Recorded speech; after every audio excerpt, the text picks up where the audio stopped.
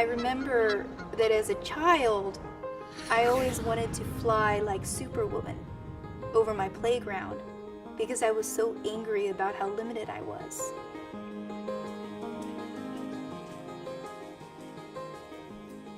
When I was born, my mom was just devastated. You know, you envision your child to be perfect.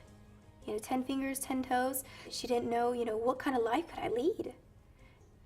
I was depressed. I don't want any visitors. I closed the curtain and I said, no, let me be by myself to think over what did I do wrong.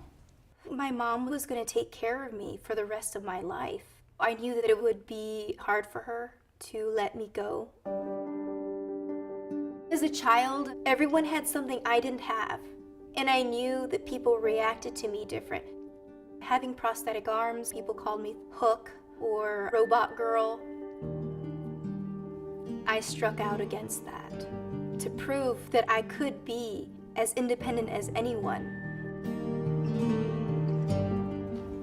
6 years old, I put her in the dance.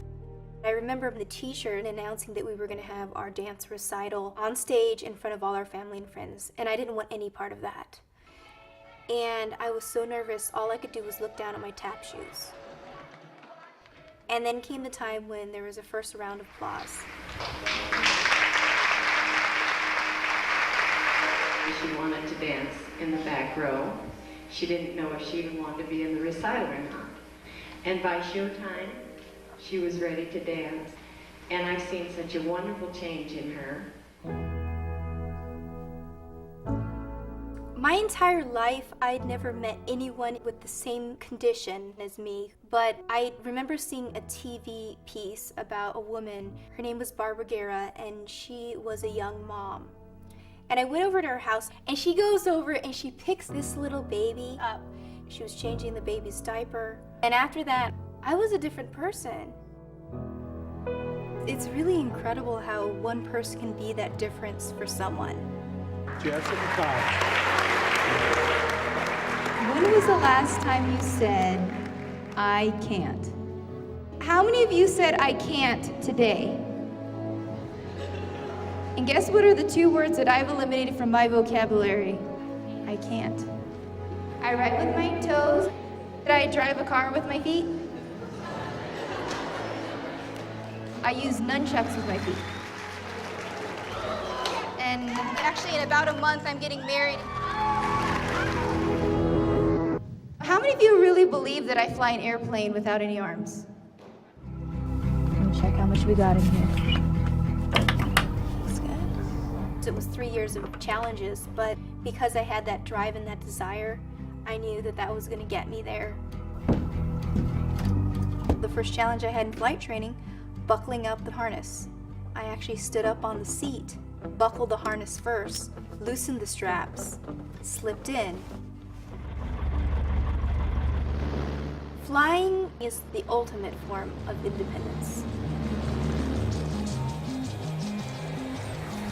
Our next guest is living proof that you can accomplish anything. Please welcome Jessica Cox. Her name landed in the Guinness World Record for being the first woman to fly a plane without arms. President Obama met with Jessica Cox at the White House and called her an inspiration. Nice to meet you guys. I have met people as far as Africa. Just recently met someone born without arms, and many people in her community said she doesn't deserve to live. I'm not going to change everyone's mind on that, but I travel all over the world saying it's okay to be different. One of the girls actually that I was mentoring, who was abandoned as an infant at an orphanage in Siberia, doesn't think any of the guys are going to date her. I think it's going to be very important that she comes to the wedding, to see me in a dress and figuring out how to throw the bouquet and how to cut the cake with the long dress on. And for her to be able to witness that, I think, will change her in a way that my older mentor changed me. We kind of relate because we both kind of have a hard life because I can't hear. And, well, I was pretty amazed by what she did. I don't know how she succeeds like that. I can tell you today that if I was given the choice, I wouldn't want the arms because of the wonderful things I've been able to do. And not necessarily the things like flying a plane, but the lives that I've been able to touch.